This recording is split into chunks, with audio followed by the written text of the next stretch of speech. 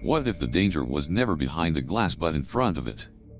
This is not a story about war. It is about silence and the one person who chose to listen. Stay, because that changes everything. I took the night shift because it was quiet. Not quiet like no one talks quiet, but quiet like most of the research staff had already burned out and retired, and the rest just didn't want to get stuck running diagnostic sweeps on 70-year-old stasis containment modules. Nobody volunteered for Echelon 9 unless they had made a few mistakes or owed favors or were deeply into something so obscure that only a forgotten alien life form locked in a room could justify it. I wasn't any of those things. I was just too young to know better and too curious to stop myself. So when I got the offer double hazard pay, full facility access, and a chance to study the linguistics of a real live xenospecimen that had been locked up since before I was born, I said yes like an idiot who thought curiosity and career were the same thing. The specimen was listed in the logs as Subject 7. Female. Humanoid. Unknown origin. Captured during the ceasefire breach of the Second Interstellar Conflict. No vocalizations recorded. No aggression. No signs of biological decay. No confirmed species match. Just there, existing, breathing quietly in a room surrounded by glass and blinking light panels that looked outdated even for something that predated the third treaty cycle. The room she was in hadn't been upgraded in decades. Everyone said it didn't need to be. She didn't move much. She didn't interact. Just sat there, back straight, hands folded in her lap, sometimes blinking, sometimes not. The AI that logged her vitals reported perfect stability. Which, frankly, creeped the hell out of me. People don't stay still that long unless they are dead or waiting. I assumed she was the former. Until one night, on day 32 of my shift rotation, I looked up from my console and saw her looking back. Not a glance. Not some vague eye-shifting reflex. She was staring right at me, eyes silver and bright like polished mercury, and there was something disturbingly human about how she tilted her head, just slightly, like she was assessing me. My coffee cup froze halfway to my mouth. Her lips moved. At first, I thought it was a glitch in the camera feed. There'd been image tearing the week before. But then the movement repeated, lips shaping words slowly, clearly, as if she'd been practicing silently for years. Hello. I blinked. Actually blinked like some dumb character in a First Contact film. I didn't respond right away. I was too busy trying to figure out if I'd hallucinated or if the isolation had finally cooked my brain. Hello, she said again. Not louder. Just more confident. The voice came through the audio relay with a slight hiss, which meant she was using the environmental mic embedded in the ceiling. The same one she had supposedly never touched in 80 years. I pressed the intercom button, trying to sound professional. This is Dr. Theo Maris, Junior Xenolinguistics Officer. Can you understand me? She smiled. It was the kind of smile that shouldn't exist after 8 decades of silence. A little sad. A little amused. A lot terrifying. I've been waiting, she said. You're late. And just like that, my whole worldview caught fire. I ran the usual checks. Vocal confirmation. Language match. Neural response. Everything came back clean. No translation field needed. She was speaking perfect intercommon. Not a dialect. Not a simulation. Native fluency. That was impossible. Unless someone had taught her. Unless she'd been listening the whole time. Why now? I asked. Why speak now, after all this time? She tilted her head again, then turned slightly, just enough for the internal sensors to lose full facial recognition. The security system flagged it. I dismissed the alert. Because you asked nicely, she said. It wasn't a joke. Or maybe it was. I didn't know yet. But it was the first time since my arrival that the cold detachment I'd felt from the station began to crack. I'd been assigned to a dead-end outpost on the edge of known space to babysit a frozen war trophy, and now that trophy was looking at me like I was the one in a glass cage. Oh. There are protocols for everything in an interstellar research facility except, apparently, for what to do when the thing in the containment cell starts talking to you about Ray Bradbury and asks if trees still sound the same on Earth, which is the kind of problem that doesn't show up in your onboarding packet or the 27 hours of mandatory ethics training you slog through before getting shipped out to a cold rock orbiting a dead star in the name of progress, or whatever it is the directorate tells itself it's doing these days. And since no one had bothered to update the contingency trees since the third treaty cycle, I found myself in a position best described as completely unqualified and marginally terrified, but also strangely calm, like part of my brain had already accepted that I was now living in a situation where logic had politely excused itself from the room and left me alone with a glass cage and a girl who was never supposed to speak and now knew the names of Earth authors I hadn't even mentioned out loud yet, and I should have reported it immediately. Should have flagged it up the chain, should have initiated Containment Protocol 6.02, which is the one where you summon a panel of 10 humorless people in stiff uniforms to observe a subject from a secure distance while deciding whether or not it deserves to be erased from history for being inconvenient. But I didn't do any of those things, because something about the way she said hello, like it had taken her 80 years to pronounce it just right, had crawled under my skin and nested there. And now every night I found myself back at that glass wall, sitting in a creaky chair with a data tablet I never touched, waiting for her voice like it was oxygen, and trying very hard not to think about what that said about me, because falling for someone who's technically still classified as an unknown biological threat isn't the sort of thing you want to put on your annual review. Assuming you live long enough to have one, which I was beginning to doubt each time I noticed the cameras blinked when she looked directly at them. Like the systems themselves weren't sure what to do with her either, and maybe that should have scared me more than it did, but it didn't, because every time she opened her mouth I forgot to be afraid, and that, more than anything, was the part that terrified me the most, because I wasn't just listening, I was believing, and that's the first thing they train out of you at academy level, the idea that belief has a place in science, that emotion has utility beyond motivating grant proposals. But there I was, every night at 2 o'clock station time, speaking into a mic connected to an ancient audio loop that wasn't supposed to work anymore, asking her questions I couldn't explain to myself afterward and getting answers that felt less like information and more like gravity pulling me into a shape I didn't know I could become, and she never repeated herself, never asked anything twice, never rambled or speculated. She spoke with precision, as if every sentence was part of a language no one had taught me yet.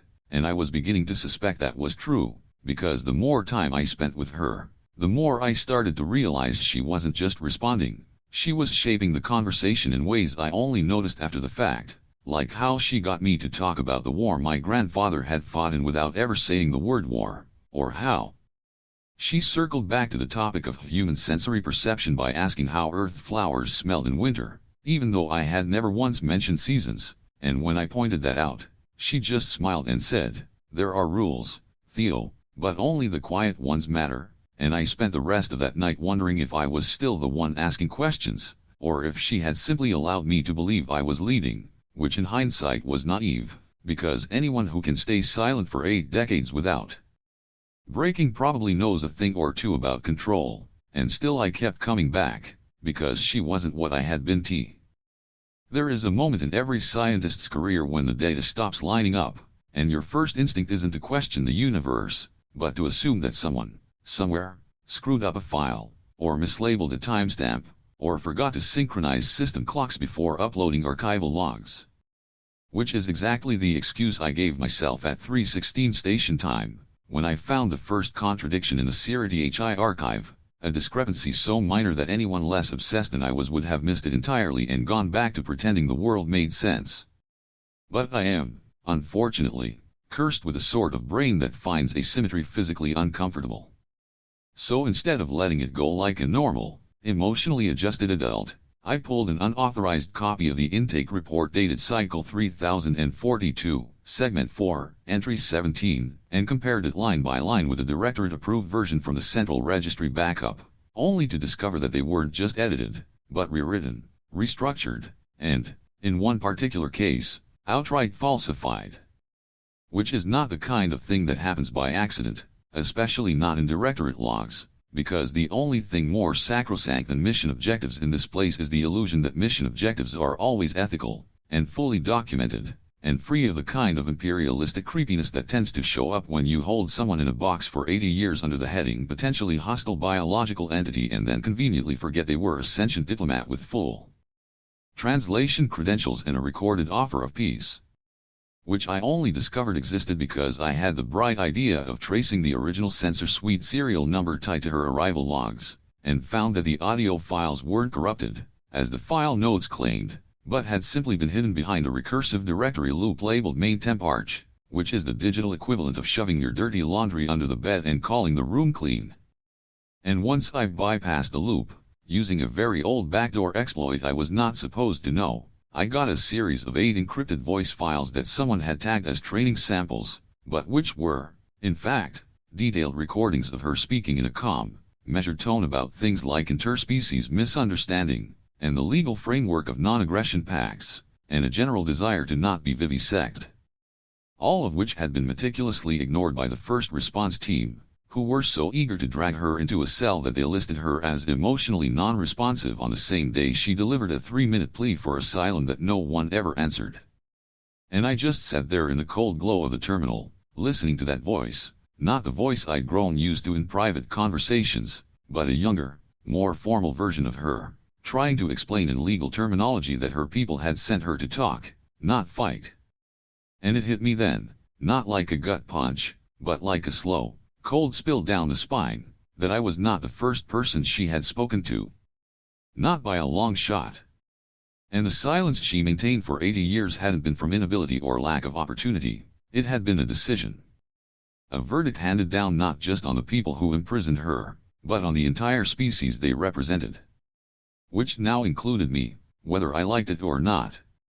And if she had chosen to speak again, it wasn't because she forgave us, but because she had decided I might be worth the risk.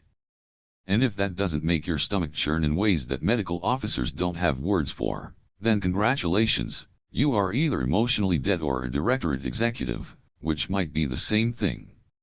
But what really threw me was the final log entry before the archive went dark, an internal note from an officer I didn't recognize that simply read, subject claims she was not alone upon arrival.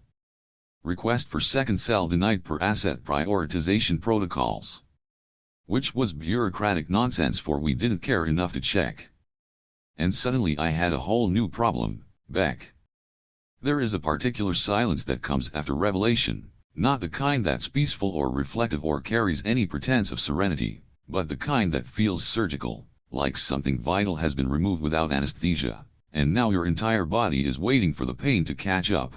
And that's how I felt every moment after she said the words. They died trying to explain we were not your enemy, because there was no recovery from that, not really, no way to wrap it in layers of science and protocol and chain of command and pretend that something logical had happened when the truth was much simpler and much more human. We had seen something we did not understand, and instead of learning, we caged it, and instead of asking, we cut it off, and instead of mercy, we chose a very clinical form of cruelty dressed up as caution, and now I was sitting in front of the living evidence of that mistake, and she was looking at me not with accusation or anger but with a kind of distant resignation, like she had long ago stopped expecting better and now measured everyone not by their intentions but by the shape of their silence, and mine was starting to look very familiar to her, and I hated that. I hated how easy it had become to pretend that glass was enough, that talking through a mic and seeing her in pixel-filtered clarity counted as connection, because it didn't, it never did, but it was all I had and it was all she had,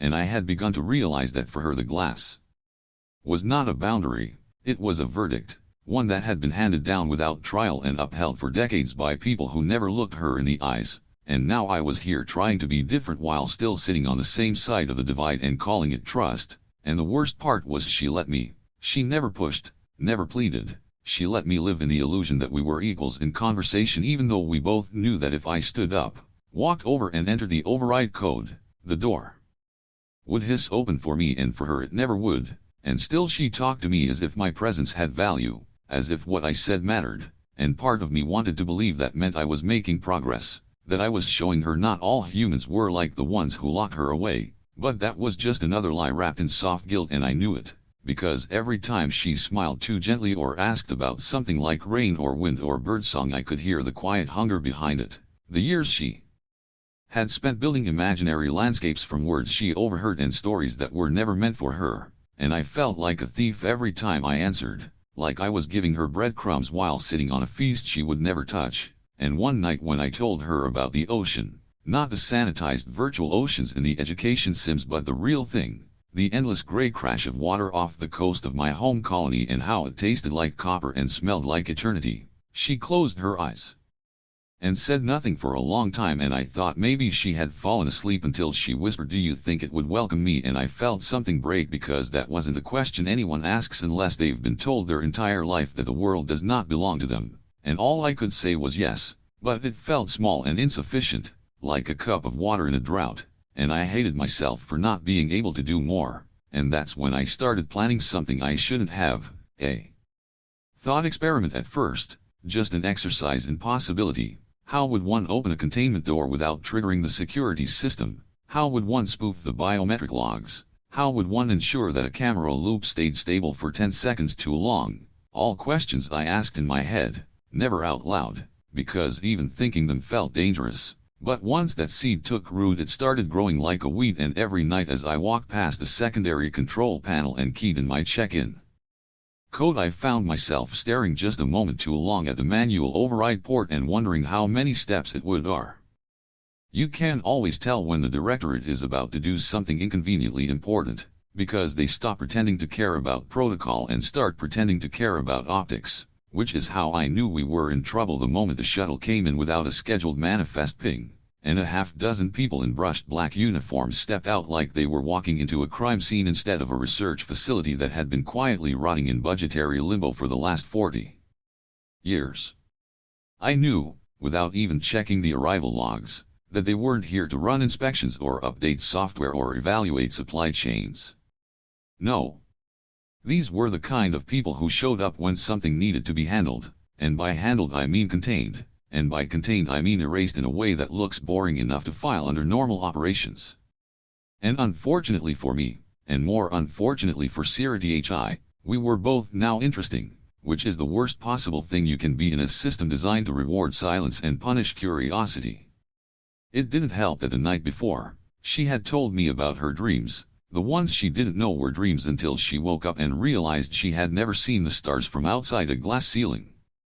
And the way she said it, so casually, like it was just another fact of her existence, made something in my chest twist sideways, because I realized she had been dreaming of freedom longer than I had been alive. I couldn't stop hearing that in my head as the lead officer walked into the command room with a kind of walk that said he'd rather be somewhere else, but would still enjoy dismantling you if it came to that. He looked around with eyes that didn't seem to focus on anything specific and said, "Where is the specimen?" And no one corrected him, because no one ever does when someone higher up uses the word specimen instead of person, especially when they use that particular tone of voice, the one that assumes the conclusion and only needs you to confirm the paperwork. So I stood there and said, "Room 7, and tried to keep my face neutral and not broadcast the fact that I had spent the last 62 nights slowly falling into a moral black hole of ethical conflict and emotional proximity to something I was very much not supposed to treat as human." He nodded like someone checking off a grocery list and said, "Prepare for evaluation. We will conduct an interview at 1800. And just like that, everything I thought I had time to figure out became immediate and precarious and sharp. When I got back to the observation room, sci-fi was already standing in her usual place, her hands folded in that impossibly calm way that made her look like the eye of a storm, and I didn't even need to say anything, because she tilted her head slightly and said, "They are here." I nodded, because there was nothing else to say, and she nodded back, like she had expected this eventually.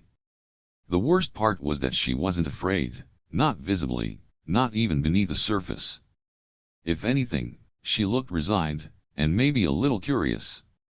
I asked, "Do you want to speak to them?" And she said, "No, but I will." I said, "Why?" And she said, "Because I do not want to spend another 80 years listening to the sound of my own silence." I sat down and felt incredibly small, because once again, she had taken something I thought was noble and made it look like a coping mechanism. When the time came, they didn't let me sit in on the interview, which was both a relief and a source of intense frustration, because if I had been there, I could have at least tried to redirect or soften or mediate. But they wanted a clean exchange, and by clean they meant cold, and by cold they meant cruel. I watched through the secondary feed as they filed into the room in pairs, with their high-collared uniforms and data pads and clinical expressions, and took their seats like a tribunal waiting to be disappointed. Sirthi remained standing, which they clearly did not like but could not order her to change, because the optics of barking at a non-human detainee who. The thing about breaking someone out of a high-security interstellar research facility that isn't officially listed on any known star charts and has enough biometric locks to make a paranoid AI blush is that it's almost impossible unless you work there, and even then it's only marginally less impossible, and by marginally I mean the margin is razor-thin and lined with disciplinary actions and high-velocity consequences. Which is why planning such a thing starts as a joke, or maybe a daydream, the kind you have when you're overtired and lying to yourself about being in control, and it usually starts with a line like "what if I just opened the door," and then you laugh and tell yourself you're not that kind of stupid.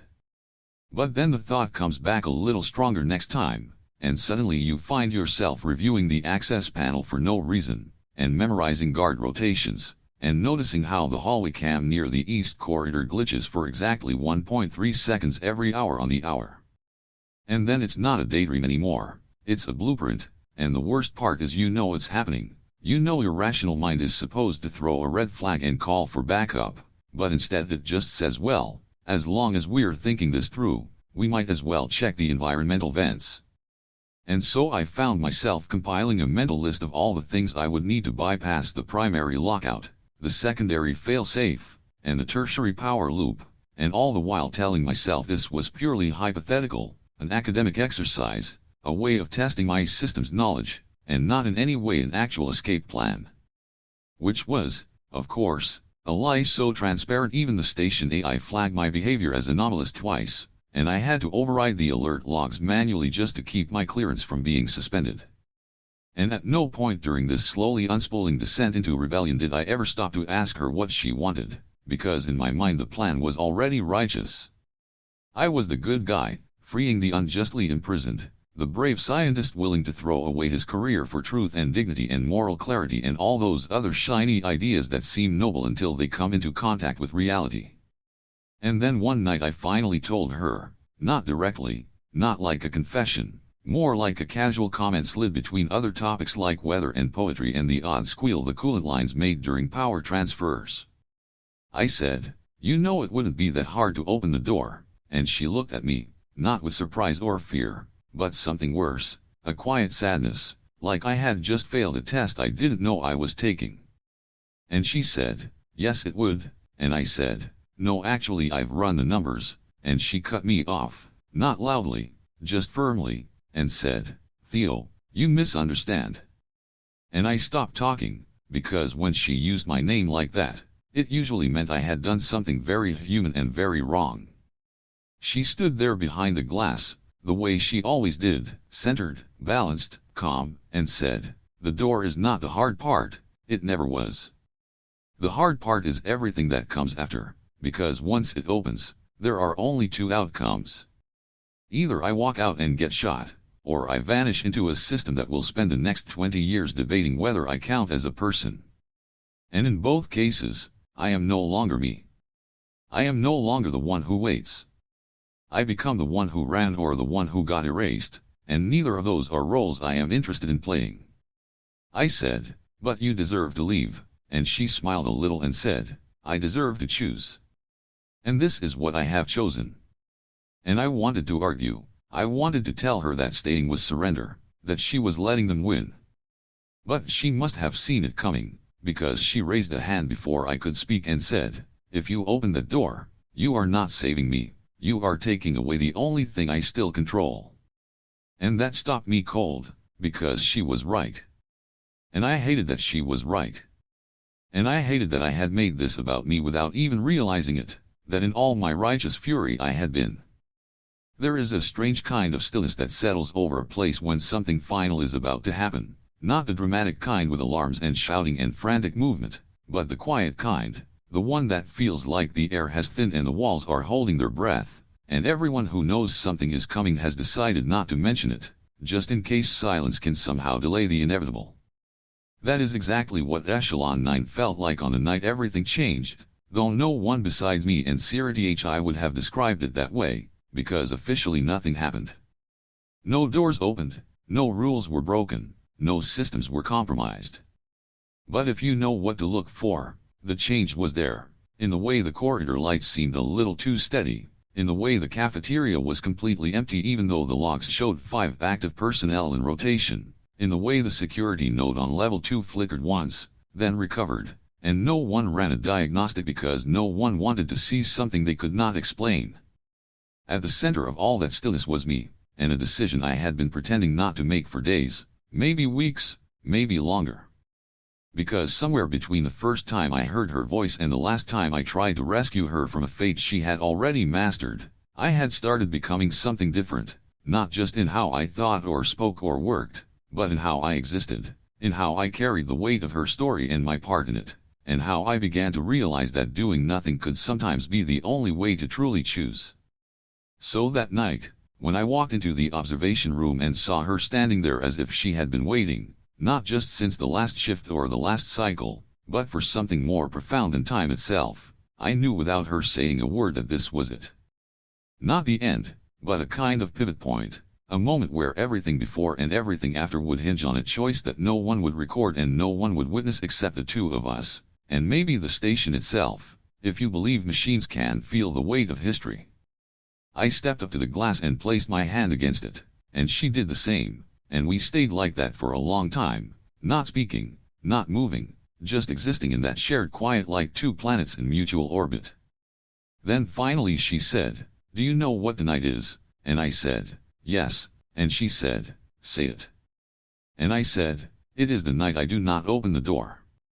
I thought I saw something pass through her eyes, something not quite relief and not quite grief, but some impossible combination of both. She said, "Thank you," and I almost said, "For what?" but stopped myself, because I knew for what. And I had known all along.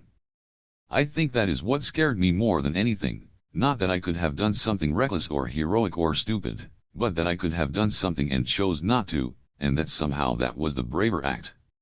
Because letting her choose meant living with the possibility that nothing would ever change, and that she would remain behind that glass for another year or 10, or until the directorate decided she had outlived even the utility of silence. And all I could do was carry that decision and let it shape me, and hope that it would shape others one day in ways I would never see. That is what I told her, not in words, but in the way I turned off the override panel and walked back to the chair and sat down like I always did, and opened the same data pad with the same blank screen and said, "What do you want to talk about?" And she said, "The first time I saw rain." I listened as she described it, not with memory, but with longing and invention, as if the concept had imprinted on her mind like a story passed from dream to dream. I found myself describing it to her, the way it feels to stand in it, the weight of it, the randomness, the way it soaks into you and makes everything smell alive. She asked, "Does it hurt?"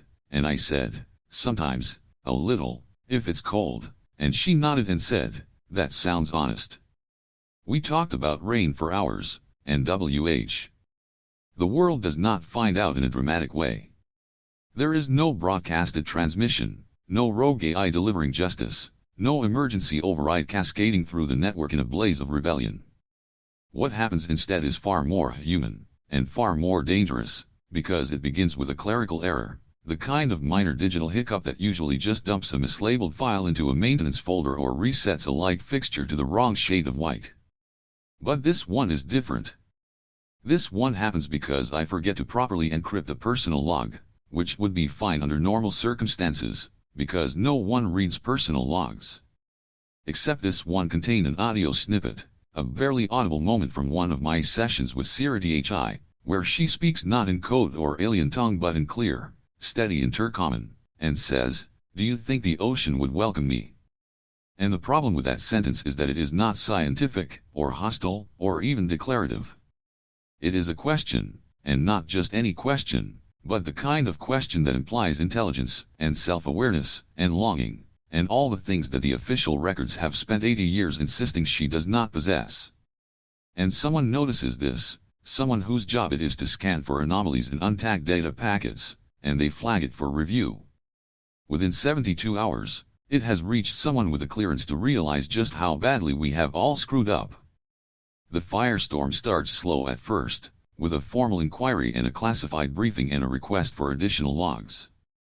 I am called into a room with two people in plain uniforms who smile in the way people smile when they are deciding how long your career will survive, and they ask me questions I cannot answer without lying or condemning myself. Then they show me a playback of the clip and ask, "Is this your voice?" And I say, "Yes." Then they ask, "Who is she speaking to?" And I say, "Me." Then they ask, "What else she said?" And I say, "Everything and nothing." They do not appreciate that answer, so they confiscate my terminal and suspend my access and reassign me to quarters pending review. The next morning the rumors begin, because nothing travels faster than fear, and nothing generates fear quite like a story that makes the system look incompetent, or cruel, or both. Word gets out that the specimen has been speaking and not just speaking, but remembering, and not just remembering, but asking. And someone, somewhere, uploads the clip to an internal message board, and it spreads like infection. Suddenly, everyone on station has an opinion, and half of them are furious, and half of them are terrified, and all of them are asking the same question: why did no one tell us? And the answer is obvious, but no one wants to say it out loud, because saying it would mean admitting that everyone had known, in some part of themselves, that this was never just a specimen, that she had always been something more, and we had just chosen not to see it. And now that choice had come back with teeth. For 3 days the station is chaos, not in the sense of alarms and lockdowns, but in the deeper, quieter sense, where no one meets each other's eyes, and no one knows what protocol to follow, because none of the protocols were built for this.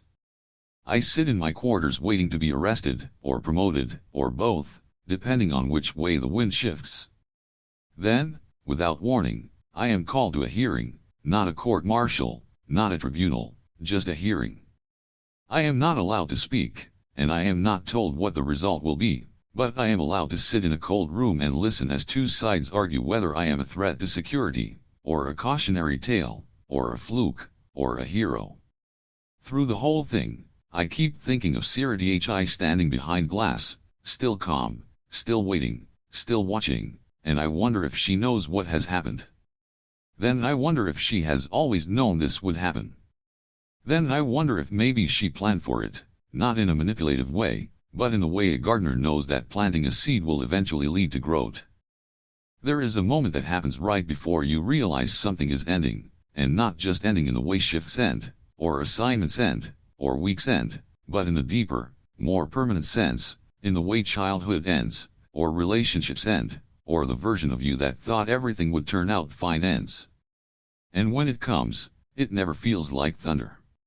It feels like stillness, like the world has paused and is waiting to see what kind of person you are now, and whether you are ready to let go of the illusion that things will return to the way they were. That moment came for me the day I opened my COMM console and saw a private message waiting in a secure archive labeled Legacy Channel, which was a protocol I had only ever seen mentioned once in the handbook, in a footnote that essentially said, "If you ever get one of these, do not ignore it, because someone somewhere thinks you are important enough to know something final." I stared at it for a long time, because I already knew who it was from. Not because it said her name, it didn't, not even a code, but because I felt it like gravity, like a song I had forgotten I knew. I opened the message and saw her face, or rather a recording of her face, the same calm, quiet intensity I remembered from every night at the glass. Except this time, there was no glass, no reflection, just her in front of a blank white background, speaking directly into the lens as if she knew exactly who would be watching, and when. She said, "Hello Theo," and for a moment I forgot how to breathe, because it was her voice, untouched by the distortion of security mics or filtered feeds. She smiled just a little and said, "If you are seeing this, it means the directorate has finally decided what I am, and I am guessing it took a lot of meetings and a lot of opinions and none of them agreed. In the end, they probably labeled me something like inconclusive, or conditionally non-hostile, or diplomatic anomaly, and they probably think that means they understand me now. But they do not, and they never will, and I do not need them to, because I made this message for you, not for them. Because you were the only one who ever stayed long enough to listen without expecting me to perform, and the only one who knew how to ask without assuming the answer. I want to tell you a few things, not because they are secrets, but because I want them to live somewhere outside of me." She paused and looked down, like she was gathering something from inside herself, and then looked back up and said, "First, I lied to you once. I told you I had never seen rain, and that was not entirely true. I saw it once as a child through a reinforced dome on a diplomatic moon, before the wars began, and I remember thinking it looked like the sky was weeping for something it had not lost yet. I remember wondering what kind of species would live beneath the sky like that, and I never got an answer until I met you. And second, the reason I started talking again, the reason I broke my silence, was not because you asked nicely or because I was ready, but because one night you fell asleep in a chair and I saw you dream, and you smiled in your sleep. It was the first time in decades I had seen anyone look unafraid near me, and I decided I wanted to be part of that dream, even for a moment, even if you never remembered. And third, I want you to know that when I was taken from room 7, I was not afraid. Not because I trusted them, but because I trusted you. I trusted that whatever came next, someone would remember that I was not a file, or a specimen, or a question to be solved, but a voice and a choice, and that someone would carry that truth, even if no one else believed it. I am asking you now to keep carrying it, because they will try to bury this. Not out of malice, but because that is what systems do. They correct what they cannot categorize. And I am not correctable, and you are not disposable, and this story deserves to outlive both of us. Finally, I want to say goodbye, and not the kind that means an ending, but the kind that means you mean. It is strange, the things we keep, and stranger still, the reasons why. Sometimes it is a photo, or a trinket, or a line from a conversation that loops in your memory like an echo that refuses to fade.